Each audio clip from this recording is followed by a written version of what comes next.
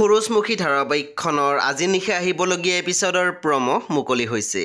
আজিৰ প্ৰমৰ প্ৰথম ভাগতে আমি দেখিবলৈ পাইছোঁ শেৱালি আৰু সোণৰ বিয়া হৈ আছিল আৰু শেৱালিয়ে সোণক বৰমালা পিন্ধাইছিল।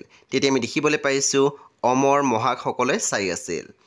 তাৰপিছতে আমি প্ৰমত দেখিবলৈ পাইছোঁ মাহীয়েকে শেৱালিক কৈ আছিল ভাগ্যত যি আছে হ'ল, এতিয়া তাত গৈ ভালকৈ থাকিবি।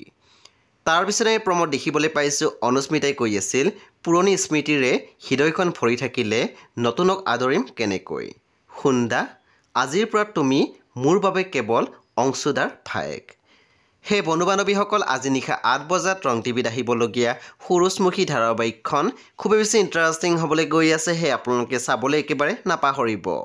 পৰৱৰ্তী আপডেটৰ বাবে আপোনালোকে মোৰ চেনেলটো ছাবস্ক্ৰাইব কৰি কাষত থকা বেল আইকন টিপি দিবলৈ একেবাৰে নাপাহৰিব আৰু প্লিজ আপোনালোকে মোৰ ভিডিঅ' এটা লাইক কৰি দিব।